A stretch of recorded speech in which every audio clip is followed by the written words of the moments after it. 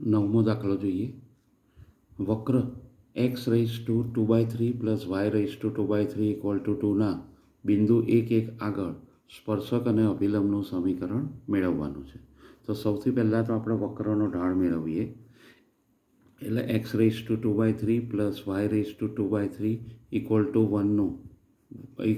2નું એક્સની સાપેક્ષ વિકલન કરતા તો તમને મળી જશે 2/3 x⁻⁻⁻³ plus 2/3 y⁻⁻⁻³ into dy/dx બરાબર 0. 2/3 કોમન નીકળીને કેન્સલ થશે એટલે dy/dx બરાબર માઇનસ આ નીચે જશે ઉપર જશે એટલે y/xની 1/3 મળશે. આ તમને એમને મળી ગયું સમીકરણ.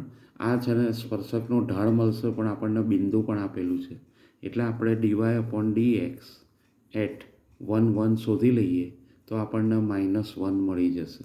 બરાબર. આ એમ જે સ્પર્શકનો ઢાળ થયો. હવે આ સ્પર્શકનો ઢાળ આપી દીધો છે અને આ બિંદુ આપેલું છે એટલે સ્પર્શકનું સમીકરણ આની ઉપરથી આ x1 y1 લઈએ તો y - y1 = m into x - x1 એટલે કે x પ્લસ y - 2 = 0. આ એક સમીકરણ મળી જશે સ્પર્શકનું. બરાબર છે. એના પછી આપણે જોઈએ અભિલંબ છે એનો જ્યારે સમીકરણ શોધવું છે તો પહેલાં એનો ઢાળ શોધવો પડે. તો અભિલંબનો ઢાળ આપણે વાત થયેલી કે અભિલંબ હંમેશા સ્પર્શકના લંબ હોય એટલે અભિલંબનો ઢાળ -1 સ્પર્શકનો ઢાળ એટલે અહીંયા તો તમને 1 જ મળી જશે. આ m' લઈ લઈએ અને બિંદુ તો હંમેશા સ્પર્શ બિંદુ તો એકનું એક જ થવાનું એટલે આપણે અભિલંબનું સમીકરણ લેવું હોય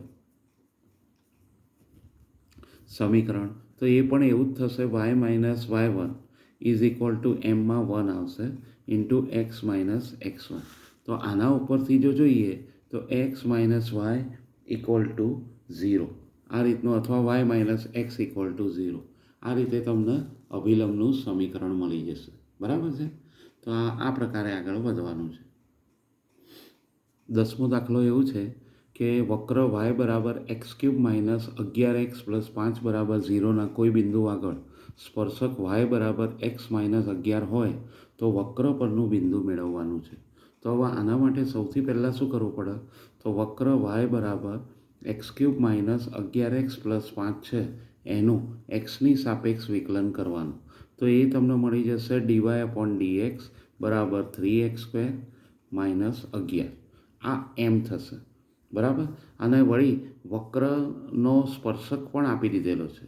વક્રનો સ્પર્શક શું છે તો y = x - 11. તો આના ઉપરથી તમે જુઓ તો તેનો ઢાળ m બરાબર શું થાય આને તમે y = mx + c સાથે સરખાવો તો આનો ઢાળ તમને 1 મળી જશે. હવે આ ઢાળ અને આ ઢાળ એ બંને સરખા થાય. બરાબર છે. તો આ બંનેને સરખાઈ દો.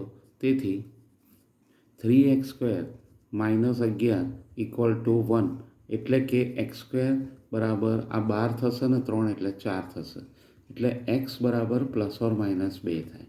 હવે જો x બરાબર આપણે 2 લઈએ તો yની આ x બરાબર 2ની કિંમત ક્યાં મૂકવાની વક્રમાં.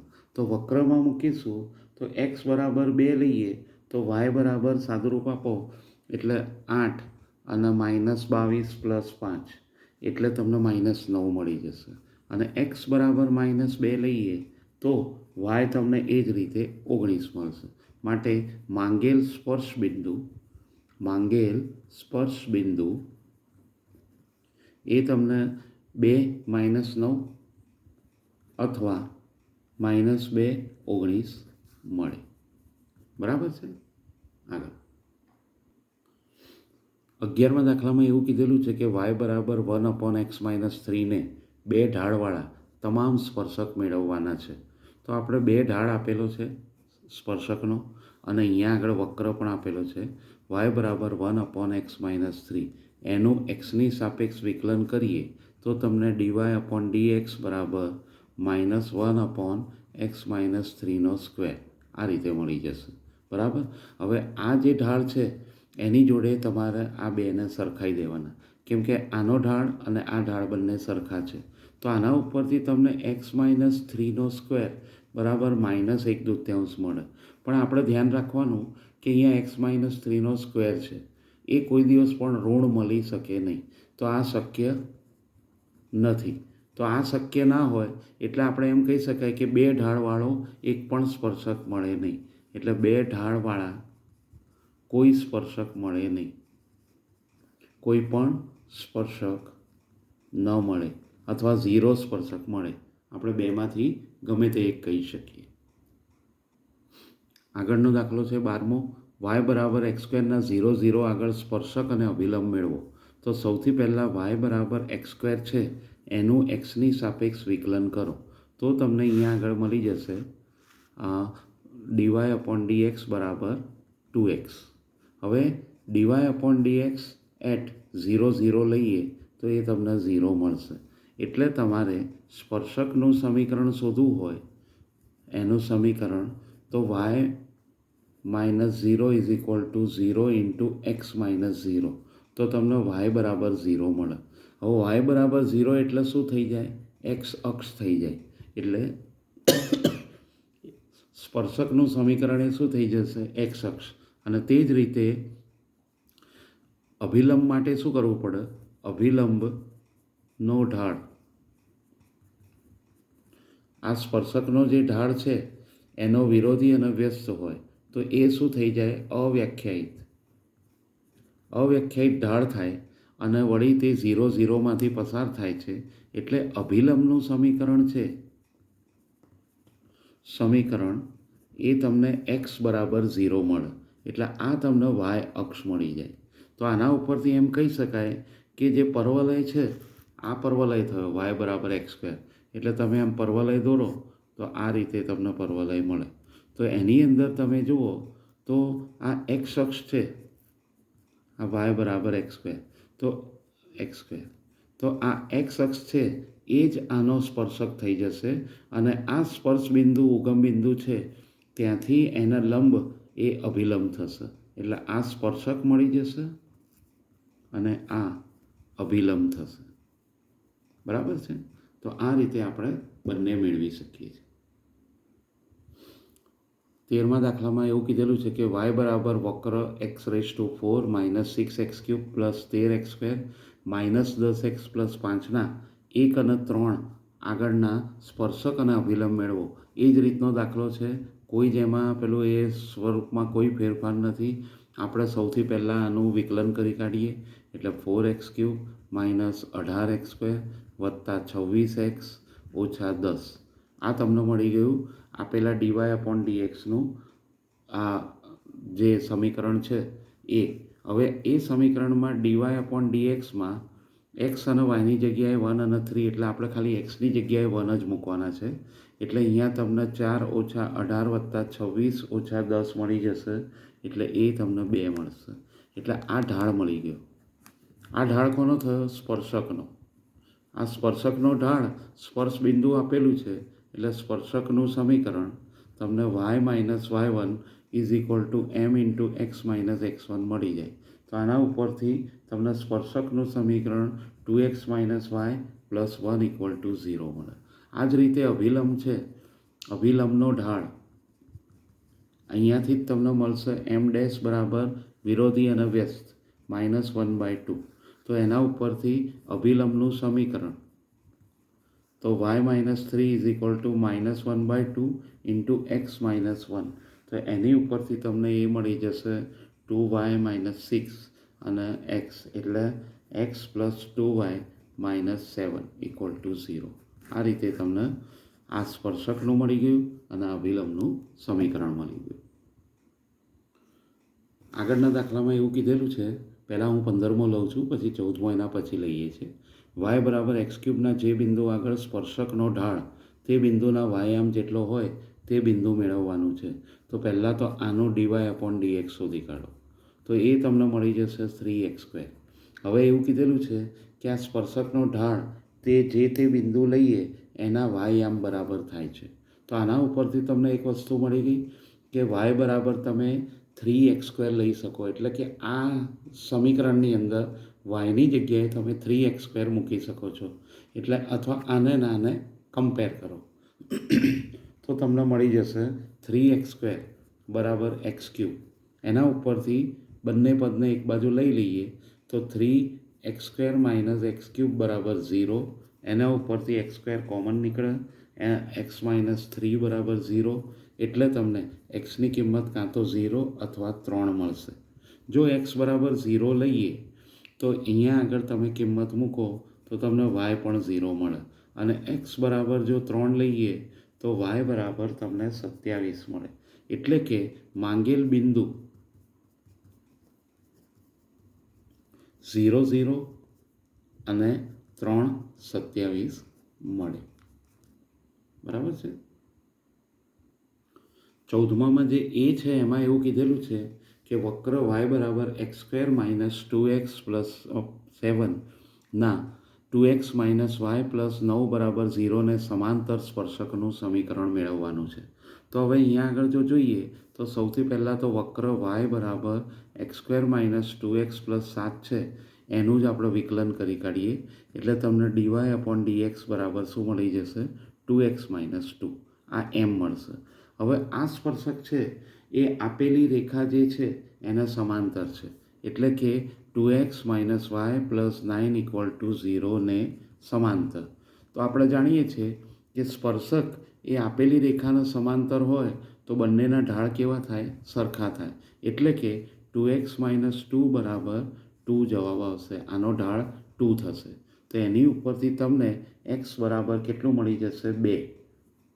અને x બરાબર 2 મળ્યું તો એના ઉપરથી તમને y બરાબર મળી જશે. આ કિંમત તમારે ક્યાં મૂકવાની? અહીંયા. તો y બરાબર 7 મળશે. આના ઉપરથી એમ કહી શકાય કે આપણે સ્પર્શક છે એનો ઢાળ એ તો તમને 2 જ મળવાનો, અને સ્પર્શ બિંદુ કયા મળે? 2 અને 7. એમાંથી પસાર થતા સ્પર્શકનું સમીકરણ y - y1 = m × x - x1. તો આનું સાદુરૂપ આપો એટલે તમને 2x - y + 3 = 0 મળી જાય. પછી બીમાં એવું કીધેલું છે કે આ જ સ્પર્શકના તમને 5y - 15x બરાબર 13 ને લંબ સ્પર્શક કીધેલું છે. લંબ સ્પર્શક કીધેલું હોય એટલે એનો અર્થ શું થયો કે આ રેખા છે એનો ઢાળ અને આના ઢાળનો ગુણાકાર વિરોધી અને વ્યસ્ત થાય. એટલે કે આપણે પહેલાં તો આનો ઢાળ શોધો. આનો ઢાળ બરાબર તમને મળી જશે અહીંયા આગળ -15/5 એટલે 3 મળી જશે. હવે આ ઢાળ છે એટલે સ્પર્શકનો ઢાળ શું થઈ જવાનો? બરાબર -1/3. હવે આ -1/3 એ આની સાથે કમ્પેર કરો, સરખાવો. તો 2x - 2 બરાબર -1/3 લેવાનું. કારણ આ સ્પર્શક છે એ આપેલા વક્રના જે સ્પર્શક છે એને, એટલે આ રેખા સ્પર્શકને લંબ છે. એટલે એના લીધે આપણે એમ કહી શકીએ કે આ રેખાનો ઢાળ આટલો થાય 3, તો એના સ્પર્શક લંબ હોય તો એનો ઢાળ વિરોધી અને વ્યસ્ત થાય. હવે એ સ્પર્શકનો ઢાળ થયો, અને સ્પર્શકનો ઢાળ અહીંયા કેટલો આપેલો છે? 2x - 2. એટલે આપણે આ બંનેને સરખાવ્યું તો એની ઉપરથી xની કિંમત તમને 5/6 મળે, અને y છે એની અંદર તમે આ સમીકરણમાં એ કિંમત મૂકો x - 2x + 7, એમાં 5/6 મૂકો એટલે 25/36 ઓછા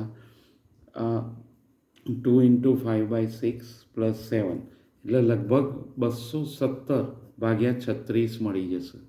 હવે -1/3 ઢાળ હોય અને x યામ તમને મળી ગયો 5/6, y યામ 217/36 માંથી પસાર થતો સ્પર્શક શોધવો હોય તો એ તમને મળશે y - 217/36 = -1/3 × x - 5/6.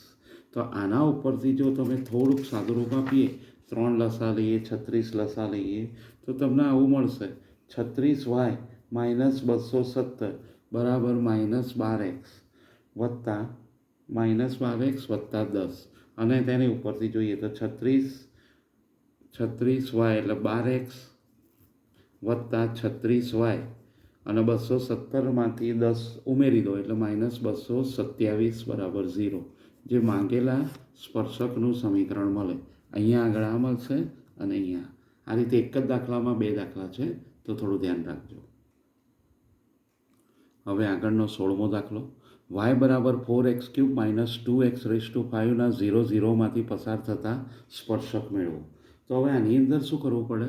તો સૌથી પહેલાં y બરાબર 4x³ માઇનસ 2xની 5 લઈએ, તો એના x1 y1 બિંદુએ સ્પર્શક મેળવવાના છે.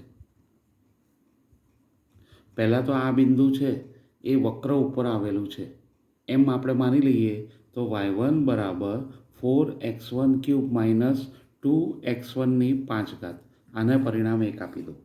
હવે y બરાબર 4x³ માઇનસ 2x⁵ છે, એનું આપણે જો વિકલન કરીએ તો આપણને વિકલન મળી જશે dy/dx બરાબર 12x² માઇનસ 10xની 4.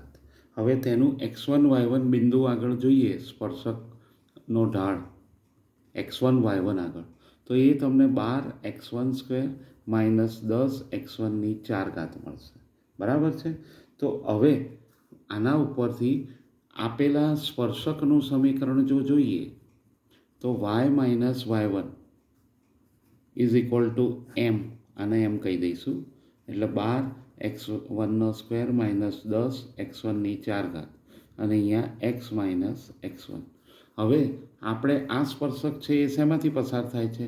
ઉગમ બિંદુમાંથી, જે 0 0માંથી પસાર થાય. એટલે તમારે y અને xની જગ્યાએ શું મૂકી દેવું પડે? 0. તો એના ઉપરથી માઇનસ y1 બરાબર 12x1² માઇનસ 10x1ની 4 અને માઇનસ x1 મળે. એટલે કે એમ કહેવાય કે y1 બરાબર તમને y1 બરાબર 12x1³ માઇનસ 12x1³ માઇનસ 10x1ની 4 મળે. આ બીજું સમીકરણ થયું. હવે પહેલું સમીકરણ આ છે, બીજું સમીકરણ આ છે. તો આ બંને ઉપરથી એ બંને કેવા છે y1 માટે? તો એમને સરખાઈ દો.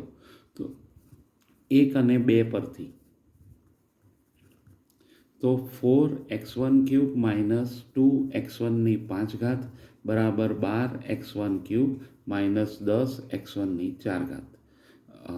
હવે અહીંયા આગળ આ x1 છે એમાં ક્યુબ અને આ 5 થશે, કેમ કે આપણે x1ને અંદર ગુણી કાઢ્યું ને એટલા માટે. તો અહીંયા આગળ 5 થશે, એટલે એટલું અહીંયા ખાલી ધ્યાન રાખવાનું છે કે આ 5 મારા ભૂલથી 4 લેવાઈ ગઈ. હવે આના ઉપરથી એક બાજુ ફેરવીને સાદુરૂપ આપો તો તમને 8x1ની 5 બરાબર 8x1³ અથવા તો એમ કહી શકાય કે x1³ અને x1² માઇનસ 1 બરાબર 0 આ રીતનું સ્વરૂપ મળે. તો એની ઉપરથી 3 પદ મળશે: એક x1 બરાબર 0, એક x1 બરાબર 1 અને x1 બરાબર -1. બરાબર છે? તો હવે આ ત્રણેયનું આપણે x1 બરાબર જો 0 લઈએ, x1 બરાબર 0, તો ત્યારે તમને આ 0 છે તો એની અંદરથી તમારે x1 બરાબર 0 લેશો તો તમને y1 અહીંયાથી 0 જ મળી જશે. એટલે y1 પણ શું મળી જશે? 0. અને 0 0 બિંદુ થઈ ગયું એ તમને સ્પર્શક પરનું બિંદુ થઈ ગયું. એટલે બિંદુ એક કયું મળી ગયું? 0 0. પછી બીજું લઈ લો x1 બરાબર 1, તો y1 છે એની કિંમત આપણે કોઈ પણ એકમાં મૂકી દો. આ 4x1³ છે માઇનસ 2x1ની 5, આમાં 1 1 મૂકી દઈએ તો આપણને અહીંયા આગળથી સ્વરૂપ મળી જશે 2. x1 બરાબર 1 હોય તો અહીંયા 2 મળી જશે.